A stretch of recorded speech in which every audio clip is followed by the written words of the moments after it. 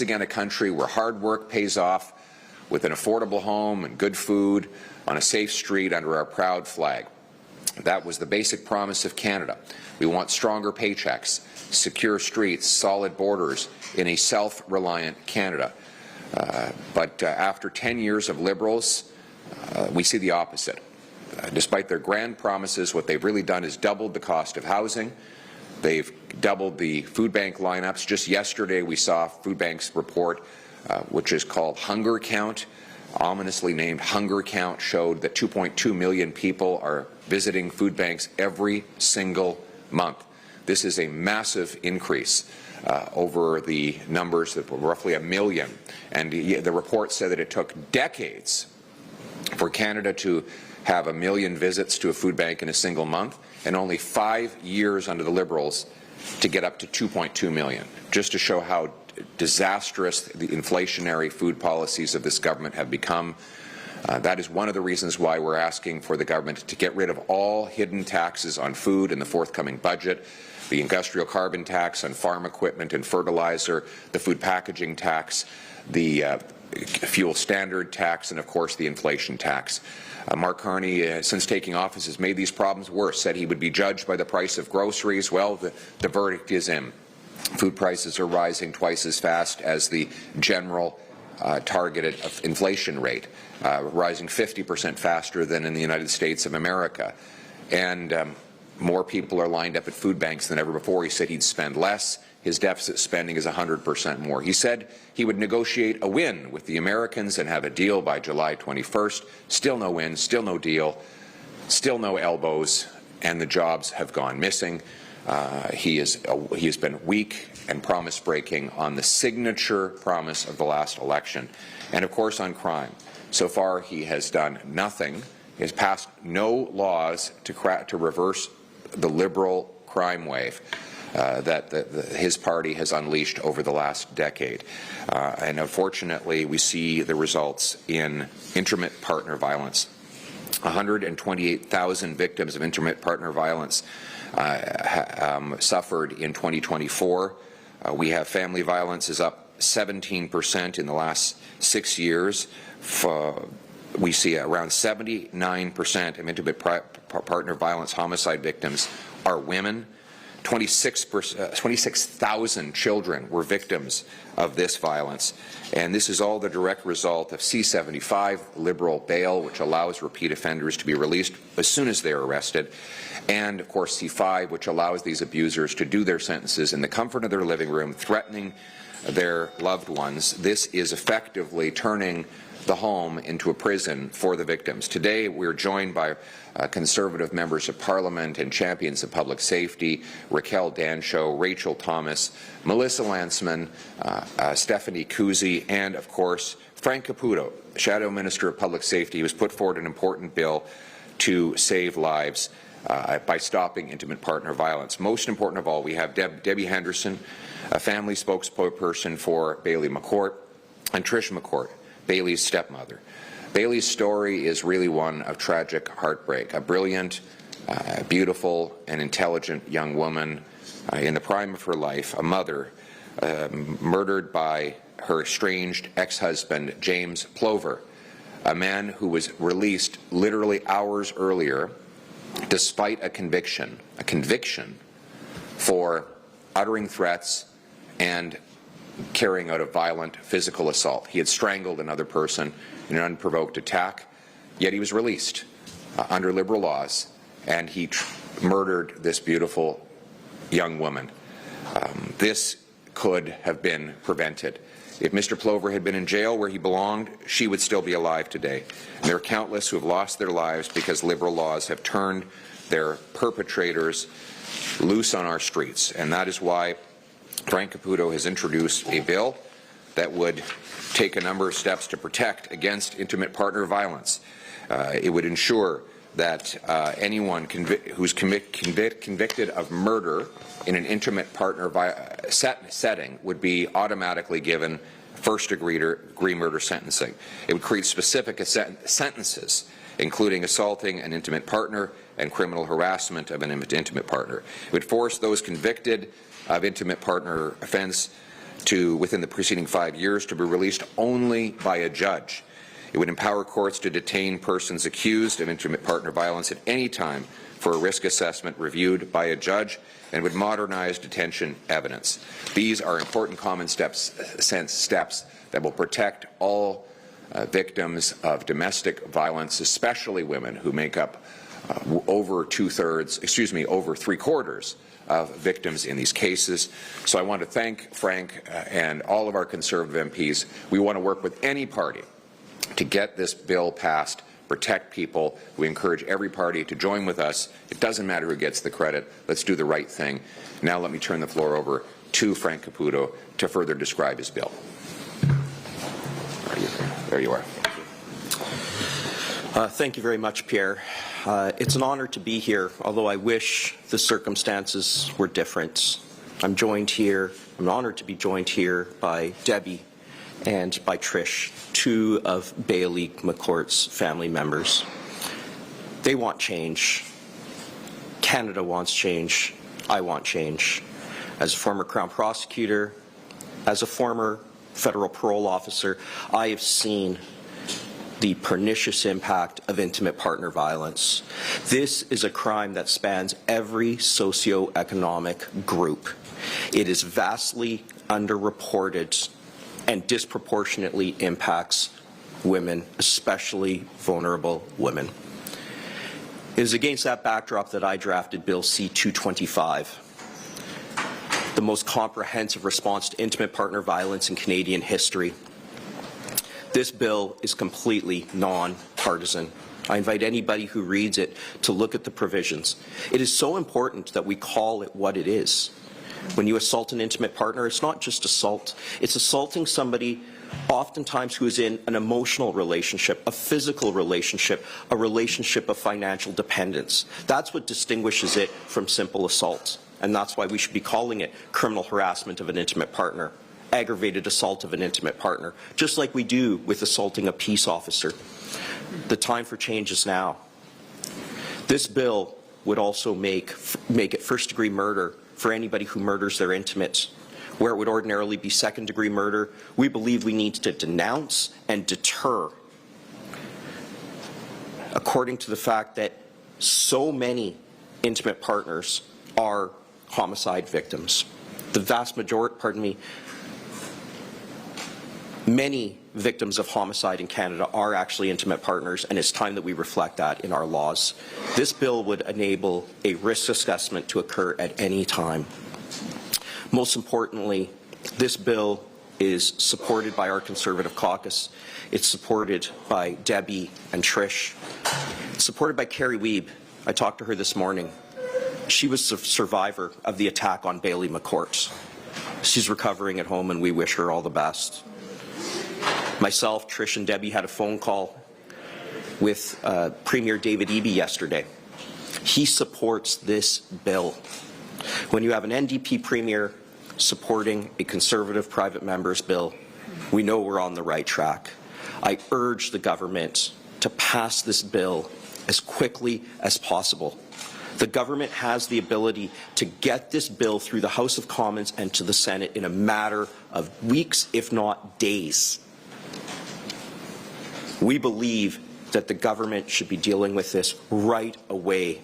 And if you don't want to listen to me, that's fine. But perhaps they will listen to the voice of Debbie, who's going to speak on behalf of the McCourt family. Thank you. We're here today on behalf of Bailey, and not just on behalf of Bailey, but on behalf of all the victims that have died by intimate partner violence. We're tired of seeing it in the news. We have been counting every day since Bailey was murdered and watching and seeing the number of women murdered, and we are demanding change. There's no need to wait. This is an epidemic, and we fully support Bill C-225, Bailey's Law. We're so grateful to Mr. Caputo for honoring Bailey's name, and we're going to continue to push for change, and we are hopeful that the community, write your MPs, ask your MPs to support this bill. It needs to be passed quickly. There's no need to wait. The next person could be you or it could be one of your family members. And we don't want to see any other family member go through the horror that our family has gone through. Thank you.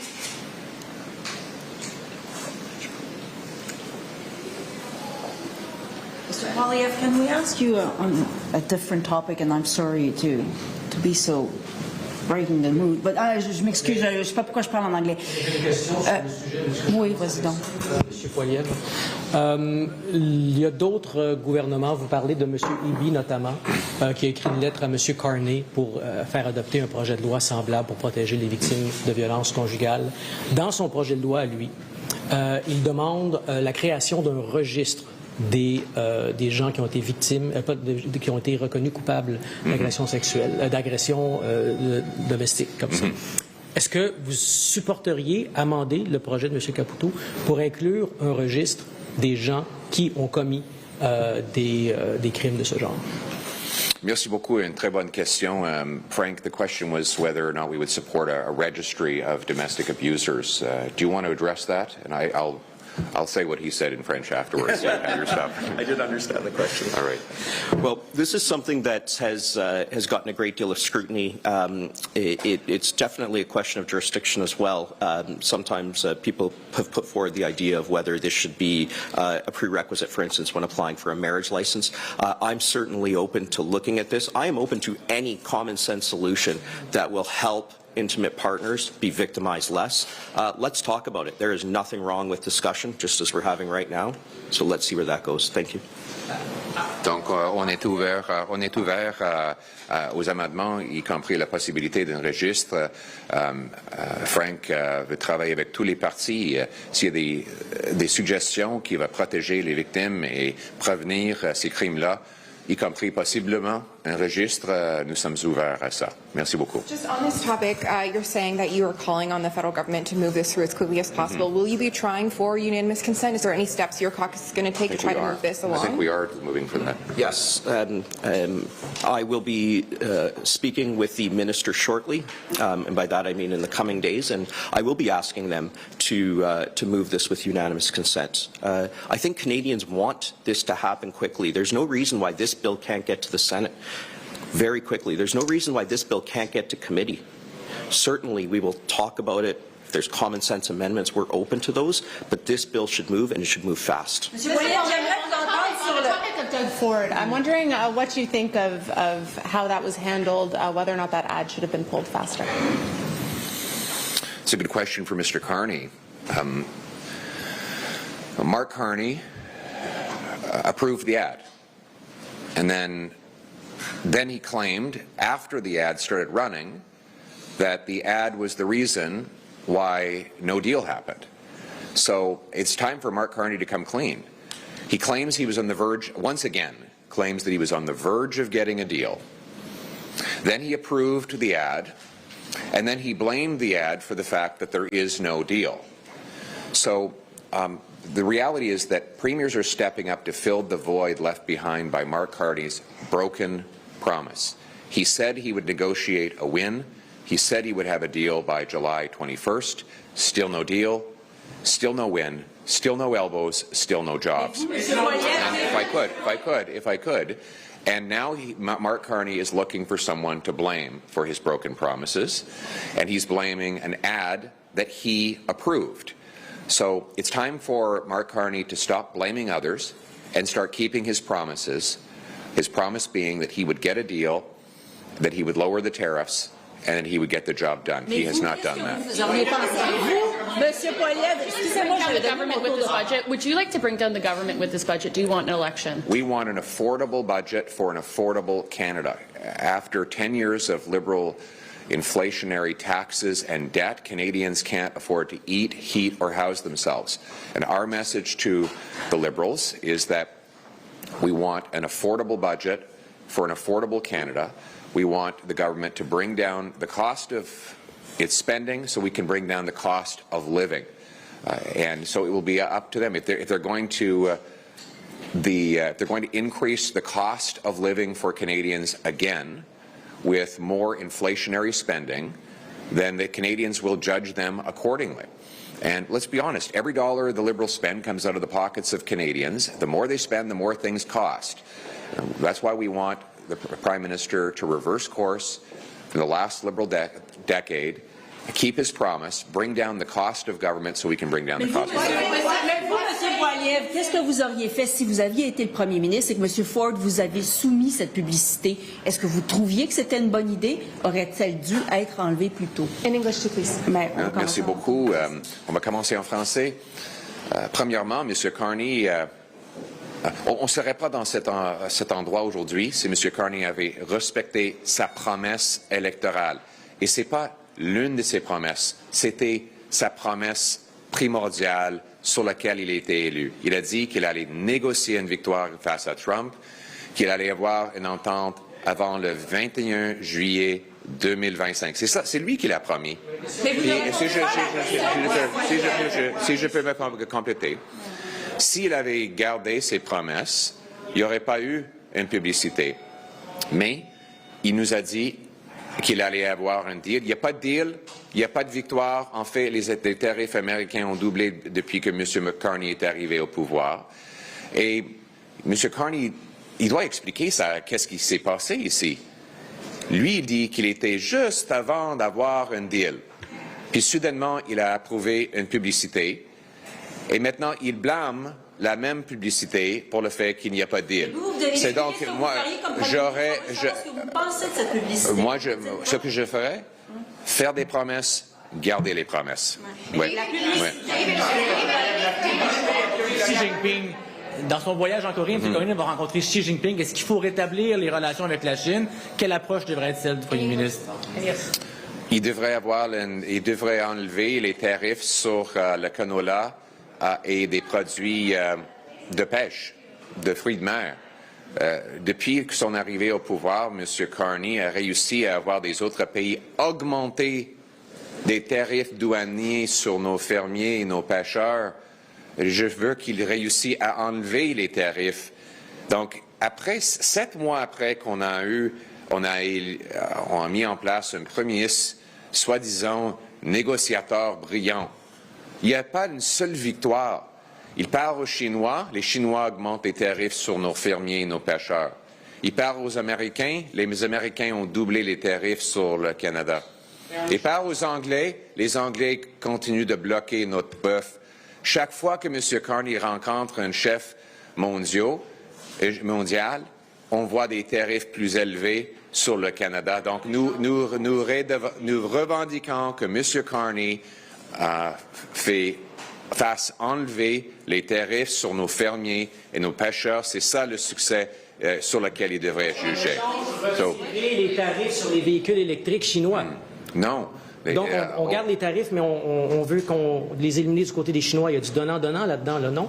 Non, parce que la solution, c'est d'appliquer plus de tarifs sur les Chinois pour punir les attaques contre nos agriculteurs et nos pêcheurs.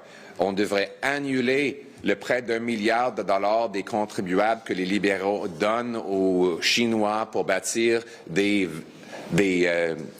bateaux dans la Colombie-Britannique. C'est une prête du gouvernement fédéral. On devrait réinstaurer les tarifs sur l'acier chinois afin de punir le gouvernement de la Chine pour avoir ciblé nos fermiers et nos pêcheurs. C'est comme ça qu'on va se battre pour défendre nos fermiers et nos pêcheurs. Donc, c'est ça l'approche qu'il devrait prendre. Il nous faut une victoire après 7 mois. Hein? On attend le grand négociateur, M. Carney, livrer une victoire. On voit des grandes réunions, des grands discours qu'il prononce à travers le monde, mais il n'y a pas de résultat pour les Canadiens. C'est le temps qu'il garde ses promesses. I don't think I had a chance to get that in English. The Prime Minister... everywhere he goes, and every time he holds a meeting, a foreign country hits us with higher tariffs. He's been meeting with President Trump. The American tariffs have doubled on Canada. His ministers have been meeting with China. Chinese tariffs have expanded on our farmers and fish harvesters. He goes to London, meets the Prime Minister there, and the Brits keep tariffs on and blockades on our beef. The results he has these grand meetings that they look very sophisticated and grand, but what are the results? Higher tariffs on our farmers, fish harvesters, and workers. Mark Carney is going to meet President Xi. He needs to come home with tariffs off our farmers and fish harvesters. It's time for him to keep his promises. It's time for him to get results. Sur le budget et le vote de confiance qu'il y aura après, on sait que les libéraux sont minoritaires. Il leur manque quand même... Ils sont quoi? Ils sont minoritaires, les libéraux, mais il leur manque quand même peu de députés pour avoir une majorité. Donc, chaque mathématique, disons, le nombre de députés présents pour chaque parti va être très important lors de ce vote-là. Est-ce que vous comptez vous assurer que chacun des 144 députés conservateurs soit en chambre lors du vote pour vraiment mettre tout votre poids dans la balance? Nous revendiquons un budget abordable pour un Canada abordable. Après 10 ans des taxes et déficits inflationnistes des libéraux, les Canadiens ne peuvent plus payer la facture. M. Carney coûte encore plus cher que M. Trudeau. Il a doublé les déficits que les libéraux avaient déjà mis en place. Et c'est pour ça que les Canadiens ne peuvent même plus se nourrir. Nous voulons un budget qui réduit le coût du gouvernement et le coût de la vie, qui enlève les taxes cachées sur les épiceries et permettent les gens de manger. C'est ça nos demandes et nous verrons si le Premier ministre va accepter ces demandes. Okay, thank you very much, everybody. Good to be with you. Thank you very much, everybody. Good to be with you.